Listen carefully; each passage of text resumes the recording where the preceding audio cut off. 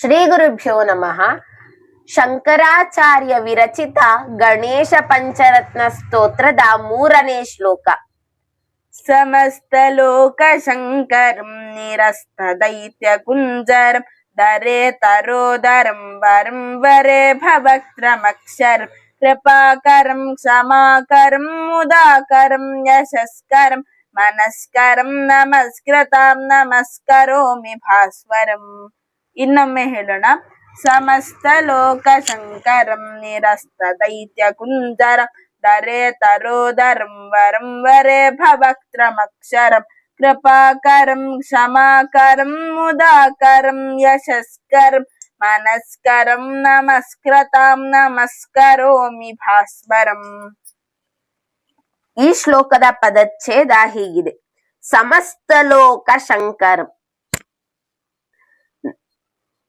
ನಿರಸ್ತ ದೈತ್ಯ ಕುಂಜರಂ ದರೇತರ ಉದರಂ ವರಂ ವರೇಭವಕ್ತ್ರಂ ಅಕ್ಷರಂ ಕೃಪಾಕರಂ ಕ್ಷಮಾಕರಂ ಮುದಾಕರಂ ಯಶಸ್ಕರಂ ಮನಸ್ಕರಂ ನಮಃ ಕೃತಾಂ ನಮಃ ಕರೋಮಿ ಭಾಸ್ವರಂ.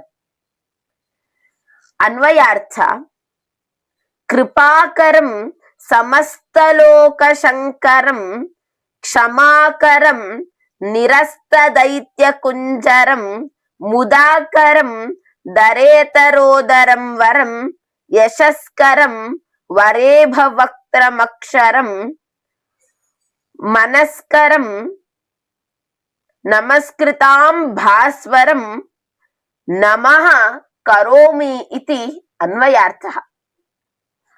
ಇನ್ನು ಮೇಲಿನ ಅರ್ಥವನ್ನ ತಿಳಿದುಕೊಳ್ಳುವುದಾದರೆ, ಸಮಸ್ತ ಲೋಕಕ್ಕೂ ಒಳಿತನ್ನುಂಟು ಮಾಡುವ, ಆನೆ ಗಾತ್ರದ ಅಹಂಕಾರವನ್ನ ನಾಶ ಮಾಡುವ, ದೊಡ್ಡ ಹೊಟ್ಟೆಯನ್ನುಳ್ಳಂತಹ, ಶ್ರೇಷ್ಠವೆನಿಸಿಕೊಂಡಂತಹ, ಗಜಮುಖನಾದ, ಅವಿನಾಶಿಯೂ ಆದಂತಹ, ಕೃಪೆ ತೋರುವವನೂ ಕ್ಷಮಾಶೀಲನೂ ಆದಂತಹ, ಆನಂದದಾಯಕನಾದ, ಯಶಸ್ಸನ್ನು ತರುವವನಾದ, ನಮಸ್ಕರಿಸಿದವರಿಗೆ ಒಳ್ಳೆಯ ಮನಸ್ಸನ್ನು ನೀಡುವವನು, ಕಾಂತಿಯುತನೂ ಆದ ಗಣೇಶನನ್ನ ನಮಸ್ಕರಿಸುತ್ತೇನೆ ಎಂದು ಶಂಕರಾಚಾರ್ಯ ವಿರಚಿತ 3ನೇ ಶ್ಲೋಕದಲ್ಲಿ ಹೀಗೆ ಹೇಳಲ್ಪಟ್ಟಿದೆ.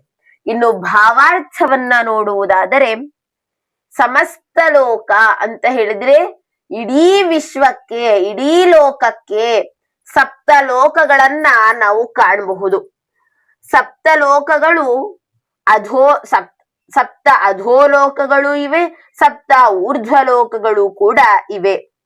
ಸಪ್ತ ಅಧೋಲೋಕಗಳ ಪಟ್ಟಿ ಹೀಗಿದೆ: ಅತಳ, ವಿತಳ, ಸುತಳ, ತಲಾತಲ, ಮಹಾತಲ, ರಸಾತಲ, ಪಾತಾಳ.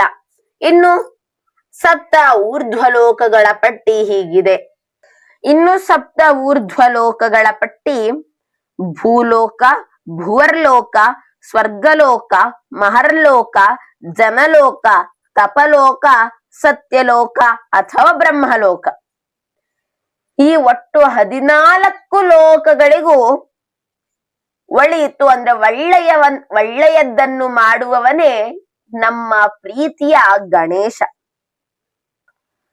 ನಂತರ ಇಲ್ಲಿ ಹೇಳ್ತಾರೆ, ಆನೆ ಗಾತ್ರದ ಅಹಂಕಾರವನ್ನ ನಾಶ ಮಾಡುವವ ಅಂತ. ಇದ್ರಲ್ಲಿ 2 ಅರ್ಥವನ್ನ ತೆಗೆದುಕೊಳ್ಬಹುದು.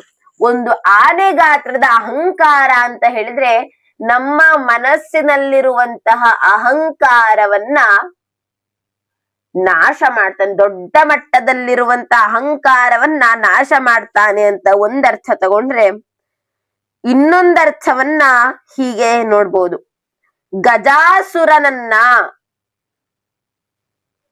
ಆನೆಯ ಗಾತ್ರವನ್ನ ಉಳ್ಳಂತಹ ಗಜಾಸುರನನ್ನ ನಾಶ ಮಾಡಿದವನು ಗಣೇಶ, ಅವನಿಗೆ ಅಂತ ನಾವು ತಿಳ್ಕೊಳ್ಬಹುದು. ಇನ್ನು ದೊಡ್ಡ ಹೊಟ್ಟೆಯನ್ನ ಬೃಹದುದರಂ, ದೊಡ್ಡ ಹೊಟ್ಟೆಯನ್ನ ಉಳ್ಳಂತಹವನು, ಶ್ರೇಷ್ಠಂ ಶ್ರೇಷ್ಠನಾದವನು, ಇನ್ನು ಮೊದಲೇ ಹೇಳಿದಂತೆ ಆನೆ ಮೊಗವನ್ನು ಉಳ್ಳವನು ಗಜಮುಖಂ, ಅವಿನಾಶಿಯು ಅಂದ್ರೆ ನಾಶ ಇಲ್ಲದೆ ಇರುವಂತಹದ್ದು. ಇದಕ್ಕೆ ಉಪನಿಷತ್ನಲ್ಲಿ ಒಂದು ಶ್ಲೋಕವನ್ನ ಹೇಳ್ತಾರೆ. ಏಕೋ ದೇವ ಸರ್ವಭೂತೇಷು ಗೂಢಃ ಸರ್ವವ್ಯಾಪಿ ಸರ್ವಭೂತಾಂತರಾತ್ಮ ಕರ್ಮಾಧ್ಯಕ್ಷ ಸರ್ವಭೂತಾದಿವಾಸಃ ಸಾಕ್ಷಿ ಚೇತ ಕೇವಲೋ ನಿರ್ಗುಣಶ್ಚ. ಇಲ್ಲಿ ದೇವರ ಒಂದು ಸ್ವರೂಪವನ್ನ ಹೇಳಲಾಗಿದೆ. ಏಕೋ ದೇವ, ಇಡೀ ಜಗತ್ತಿಗೆ ಒಬ್ಬನೇ ದೇವರು. ಸರ್ವಭೂತೇಷು ಗೂಢ, ಎಲ್ಲಾ ಜೀವಿಗಳಲ್ಲಿ ಅಡಕನಾಗಿದ್ದಾನೆ. ಇವನಿಗೆ ಯಾವುದೇ ರೀತಿಯಾದಂತಹ ಉಪಾಧಿಗಳಿಲ್ಲ. ಉಪಾಧಿ ಅಂತ ಹೇಳಿದ್ರೆ ಹೆಸರು, ನಾಮಧೇಯಗಳು. ಹಾಗೆ ತ್ರಿಗುಣಗಳ ರಹಿತನಾಗಿದ್ದಾನೆ. ಸರ್ವವ್ಯಾಪಿ, ಸರ್ವಾಂತರ್ಯಾಮಿ, ಅವಿನಾಶಿಯೂ ಕೂಡ ಆಗಿದ್ದಾನೆ ಅಂತ ಇಲ್ಲಿ ಉಪನಿಷತ್ ಸಾರುತ್ತೆ. ಹಾಗೆಯೇ ಇಲ್ಲಿ ಗಣೇಶನು ಕೂಡ ಅವಿನಾಶಿಯಾಗಿದ್ದಾನೆ.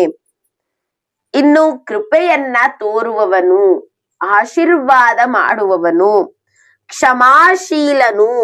ಕ್ಷಮೆಗೆ ಎಷ್ಟು ಬೆಲೆ ಇದೆ ಅಂತ ಹೇಳಿದ್ರೆ, ರಾಮಾಯಣದಲ್ಲಿ ಒಂದು ಕಡೆ ಬರುತ್ತೆ, ಕ್ಷಮಾದಾನಂ ಕ್ಷಮಾ ಸತ್ಯಂ ಕ್ಷಮಾ ಯಜ್ಞಾಶ್ಚ ಪುತ್ರಿಕಾಃ ಕ್ಷಮಾ ಯಶಃ ಕ್ಷಮಾ ಧರ್ಮಃ ಕ್ಷಮಯಾ ವಿಶಿಷ್ಟಿತಂ ಜಗತ್ ಎಂದು. ಅಂದ್ರೆ ಕ್ಷಮೆಯೇ ದಾನ, ಕ್ಷಮಾದಾನಂ ಕ್ಷಮೆಯೇ ದಾನ, ಕ್ಷಮೆಯೇ ಸತ್ಯ, ಕ್ಷಮೆಯೇ ತಪಸ್ಸು, ಕ್ಷಮೆಯೇ ಯಶಸ್ಸು, ಕ್ಷಮೆಯೇ ಧರ್ಮ. ಈ ರೀತಿಯಾದಂತಹ ಕ್ಷಮೆಯನ್ನ ಎಲ್ಲರಿಗೂ ಕೂಡ ನೀಡುವವನು ನಮ್ಮ ಗಣಪ. ಆನಂದದಾಯಕಂ, ಸದಾ ಆನಂದವನ್ನ ಉಂಟು ಮಾಡುವವನು. ಹಾಗೆಯೇ ಯಾರು ಅವನಿಗೆ ತಲೆಬಾಗಿ ನಮಸ್ಕರಿಸ್ತಾರೋ ಅವರ ಇಷ್ಟಾರ್ಥವನ್ನ ಪೂರ್ಣಗೊಳಿಸುವವನು. ಹಾಗೆ ಅವರ ಮನಸ್ಸನ್ನ ಶುದ್ಧಿ ಮಾಡುವವನು. ಅಂತಹ ಗಣಪ ಹಾಗೂ ಯಶಸ್ಸನ್ನು ತರುವವನು, ಕಾಂತಿಯುತನು. ಇಂತಹ ಗಣೇಶನಿಗೆ, ಗಣಪತಿಗೆ ಭಕ್ತಿಪೂರ್ವಕವಾಗಿ ನಮಸ್ಕಾರವನ್ನ ಮಾಡುತ್ತೇನೆ ಎಂದು ಶಂಕರಾಚಾರ್ಯರು ರಚಿಸಿದ್ದಾರೆ.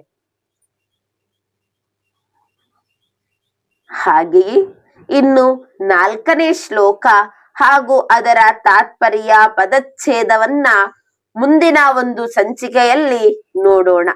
ಸರ್ವೇ ಜನಾಃ ಸುಖಿನೋ ಭವಂತು, ಸಕಲ ಸನ್ಮಂಗಲಾನಿ ಭವಂತು, ಲೋಕಾಃ ಸಮಸ್ತಾಃ ಸುಖಿನೋ ಭವಂತು. ಧನ್ಯವಾದಾಃ.